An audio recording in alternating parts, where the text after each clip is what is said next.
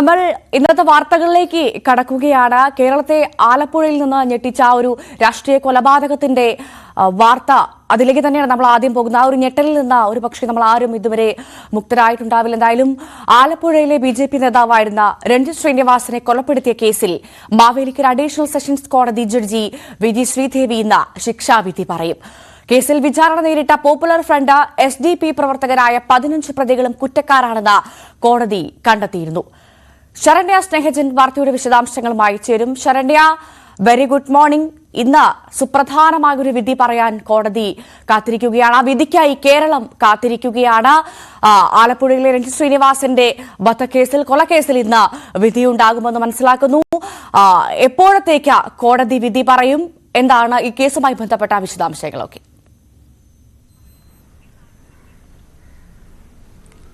Bhavya, good morning.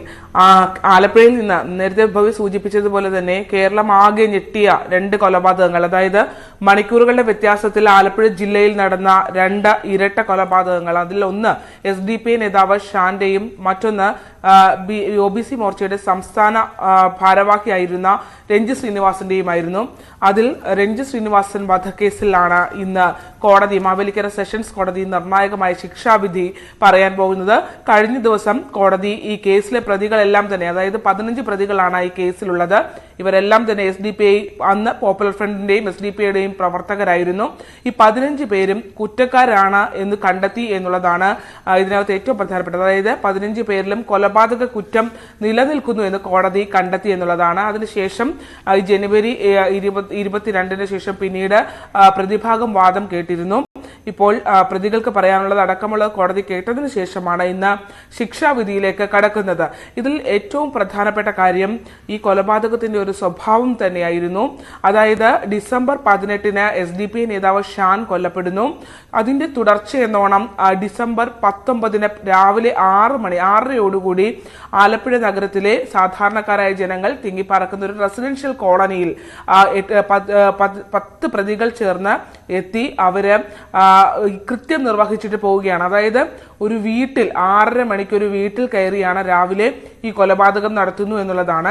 കനത്ത ബന്ദോബസ്തിൽ, അതായത് ഷാന്റെ കൊലപാതകം നടന്നതിന് ശേഷം കനത്ത ബന്ദോബസ്തിൽ ആലപ്പുഴ നിൽക്കുമ്പോഴാണ്, പോലീസ് ബന്ദോബസ്തിൽ നിൽക്കുമ്പോഴാണ് DYSP ഓഫീസിന്റെ മീറ്ററുകൾ മാത്രം വ്യത്യാസത്തിൽ ഇത്തരത്തിൽ ഒരു റെസിഡൻഷ്യൽ കോളനിയിൽ ആളുകൾ, സാധാരണക്കാരായ ആളുകൾ നോക്കുന്ന ആലപ്പുഴയിൽ തന്നെ പ്രധാനപ്പെട്ട വെള്ളക്കിണർ എന്ന് പറയുന്ന ഭാഗത്ത് കോളനിയിൽ കയറി ഒരു കൊലപാതകം നടത്തിയത്.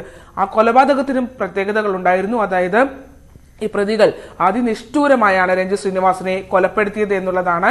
അതായത് ഈ സംഭവം നടക്കുമ്പോൾ ഈ വീട്ടിനകത്തേക്ക് ഇരച്ചു കയറിയ പ്രതികൾ, അതിൽ കുറച്ചുപേർ പുറത്ത് കാവൽ നിന്നും ബാക്കിയുള്ളവർ 8 പേർ അകത്ത് കയറുകയും അവർ അമ്മയുടെയും ഭാര്യയുടെയും മകളുടെയും 13 വയസ്സുള്ള പെൺകുട്ടിയായ മകളുടെയും മുമ്പിൽ വെച്ചാണ് രഞ്ജിത്തിനെ അതിനിഷ്ഠൂരമായി വെട്ടിക്കൊലപ്പെടുത്തിയത്. കൂടം കൊണ്ട് തലക്കടിച്ചും ഒപ്പം തന്നെ മുഖം വികൃതമാക്കുന്ന രീതിയിൽ, തിരിച്ചറിയാൻ കഴിയാത്ത രീതിയിൽ വെട്ടി നുറുക്കിക്കളഞ്ഞു എന്നുള്ളതാണ്.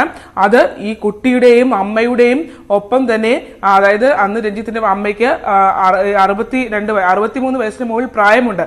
ആ അമ്മയുടെയും ഭാര്യയുടെയും കാലിൽ കെട്ടി വീണ അവരുടെ മുന്നിൽ, കരഞ്ഞുകൊണ്ടിരിക്കുന്ന അവരുടെ മുന്നിൽ അവരെയും വധഭീഷണി മുഴക്കിക്കൊണ്ട് ഈ രഞ്ജിത്തിനെ അവരുടെ മുന്നിലിട്ടാണ് വെട്ടി കൊലപ്പെടുത്തിയത്. അത്തരത്തിൽ നമ്മളെ ആകെ ഞെട്ടിച്ച ഒരു കൊലപാതകമായിരുന്നു എന്നുള്ളതാണ്. ആദ്യഘട്ടത്തിൽ എല്ലാവരും കരുതിയത് ഷാന്റെ കൊലപാതകത്തിന്റെ തുടർച്ചയെന്നോണം രഞ്ജിത്തിനെ കൊലപ്പെടുത്തി എന്നുള്ളതാണ്. അതിലൊരു രാഷ്ട്രീയമായ പകപോക്കൽ SDP-യുടെ ഭാഗത്തു നിന്ന് ഉണ്ടായിരുന്നു. പക്ഷേ അതിനുമപ്പുറം നമ്മളെ പിന്നീട് ഞെട്ടിച്ച കാര്യം, അതായത് വയലാറിൽ നന്ദു എന്ന RSS പ്രവർത്തകൻ കൊല ചെയ്യപ്പെട്ട ശേഷം ഒരു ലിസ്റ്റ് SDP തയ്യാറാക്കിയിരുന്നു എന്നുള്ളതാണ്. നമ്മൾ ഈ രഞ്ജിത്തിന്റെ കൊലപാതകവുമായി ബന്ധപ്പെട്ട് ആദ്യഘട്ടത്തിൽ തന്നെ ചിന്തിച്ചത്, രഞ്ജിത്ത് ഒരു OBC മോർച്ചയുടെ സംസ്ഥാന നേതാവായിരുന്നു SDP-യുടെ. അതുകൊണ്ട് OBC മോർച്ചയുടെ ഒരു സംസ്ഥാന നേതാവായതുകൊണ്ട് രഞ്ജിത്തിനെ ടാർഗറ്റ് ചെയ്തു. പക്ഷേ രഞ്ജിത്തിനെ പോലീസ് പോലും രഞ്ജിത്തിനെ അത്തരത്തിൽ കൊലപ്പെടുത്തുമെന്നോ അല്ലെങ്കിൽ ഒരു റെസിഡൻഷ്യൽ കോളനിയിൽ, അതായത് വളരെ സമാധാനപരമായി ജീവിക്കുന്ന ഒരിടത്ത് കയറി ഇങ്ങനെ കൃത്യം നിർവഹിച്ചിട്ട് പോകുമെന്ന് ഒരിക്കലും പ്രതീക്ഷിച്ചിരുന്നില്ല.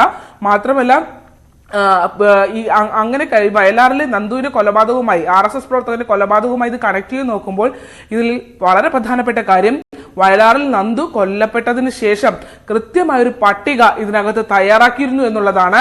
അതിൽ ഒന്നാമത്തെ പേരുകാരൻ രഞ്ജിത്ത് ശ്രീനിവാസനായിരുന്നു. അതായത് ഷാൻ കൊല്ലപ്പെടുന്നതിന് മുമ്പ് തന്നെ SDP തയ്യാറാക്കിയ പട്ടികയിൽ ഒന്നാമത്തെ പേരുകാരൻ ഈ രഞ്ജിത്ത് ശ്രീനിവാസനായിരുന്നു എന്നുള്ളതാണ് നമുക്ക് മനസ്സിലാക്കാൻ കഴിയുന്നത്. അതായത് ഷാന്റെ കൊലപാതകത്തിനും മുന്നേ രഞ്ജിത്തിന്റെ പേര് അവർ ടാർഗറ്റ് ചെയ്തിരുന്നു. അത്തരത്തിലൊരു ഹിറ്റ് ലിസ്റ്റ് തയ്യാറാക്കിയിരുന്നു പ്രതികൾ എന്നുള്ളതാണ്. അതിൽ മൂന്നാം പ്രതിയുടെ വീട്ടിൽ നിന്നും, മൂന്നാം പ്രതി അനൂഫിന്റെ വീട്ടിൽ നിന്നും ഈ ഭാര്യ വീട്ടിൽ നടത്തിയ തെരച്ചിലാണ് ഈ പ്രതികളുടെ ഈ ഹിറ്റ് ലിസ്റ്റ് പോലീസിൽ ലഭ്യമാകുന്നത്.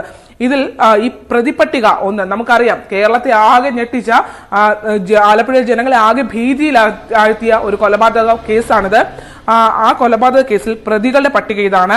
ഒന്നാം പ്രതി നൈസാം, രണ്ടാം പ്രതി അജ്മൽ, ഒപ്പം തന്നെ മൂന്നാം പ്രതി അനൂപ്. ഈ അനൂപിന്റെ വീട്ടിൽ നിന്നാണ് ഹിറ്റ് ലിസ്റ്റ് കണ്ടെടുത്തത്. നാലാം പ്രതി മുഹമ്മദ് അസ്ലം, അഞ്ചാം പ്രതി സലാം പൊന്നാട്, ആറാം പ്രതി അബ്ദുൽ കലാം, ഏഴാം പ്രതി സഫറുദ്ദീൻ, എട്ടാം പ്രതി മുൻഷാദ്. ഇവരാണ് കൃത്യം നിർവഹിക്കുന്നതിനായി രഞ്ജിത്തിന്റെ വീടിനകത്ത് പുറത്ത് കാവൽ നിൽക്കുകയും ആയുധങ്ങളുമായി കാവൽ നിൽക്കുകയും വീടിനകത്ത് കയറി കൃത്യം നിർവഹിക്കുകയും ചെയ്തവരാണ് ഈ 8 പേർ.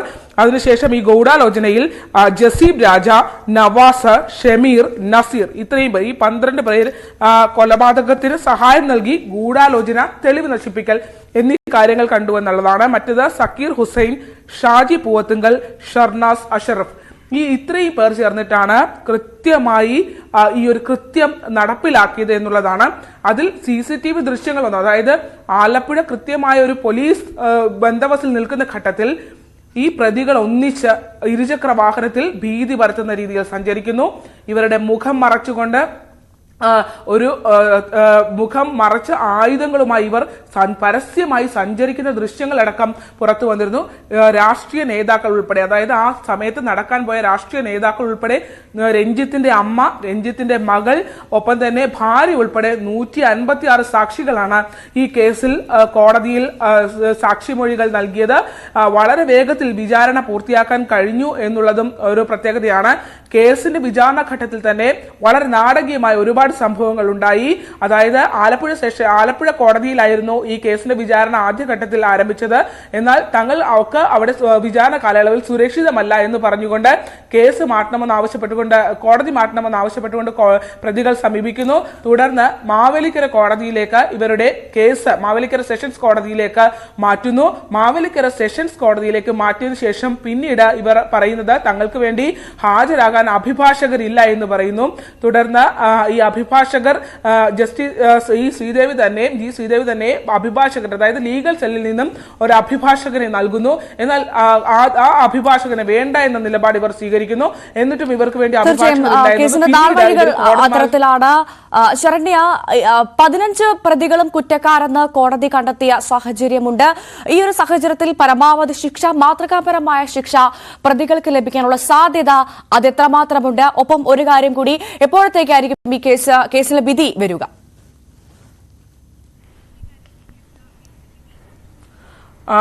നമുക്ക് സ്പെഷ്യൽ പ്രോസിക്യൂട്ടർ പ്രതാപ്ജി പടിക്കലിന്റെ അദ്ദേഹം പറഞ്ഞത്, അതായത് ഈ കേസിൽ സാധാരണ ഒരു രാഷ്ട്രീയ കൊലപാതകമായി ഇതിനെ കണക്കാക്കാൻ കഴിയില്ല.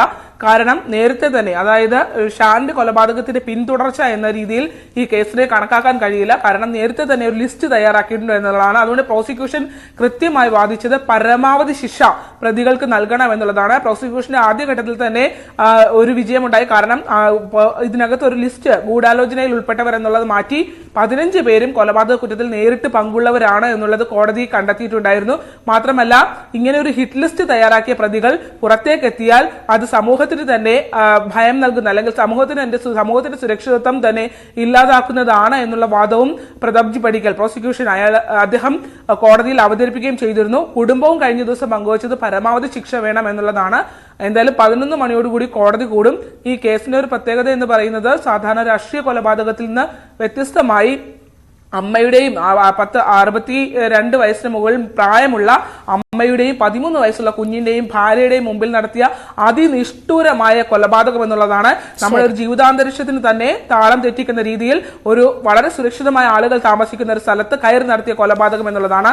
എന്തായാലും ആ നിർണായകമായ കേസിൽ ഈ 11 മണിയോടുകൂടി വിധി വരും എന്നുള്ള, ശിക്ഷാവിധി വരും എന്നുള്ളതാണ് നമുക്ക് ഇപ്പോൾ ലഭ്യമാകുന്ന വിവരം. ഇതേ സമയം തന്നെ SDP നേതാവ് ഷാന്റെ കേസ് ഈ വരുന്ന 2 രണ്ടാം തീയതി ആലപ്പുഴ കോടതിയും പരിഗണിക്കും. ശരി, എന്തായാലും രഞ്ജിത് ശ്രീനിവാസൻ വധക്കേസിൽ വിധി ഇന്ന് 11 മണിയോടെ ഉണ്ടാകുമെന്നുള്ള വിവരങ്ങളാണ് പുറത്തുവരുന്നത്. ശരണ്യ സ്നേഹജനാണ് ആലപ്പുഴയിൽ നിന്നും വിശദാംശങ്ങൾ പങ്കുവച്ചത്.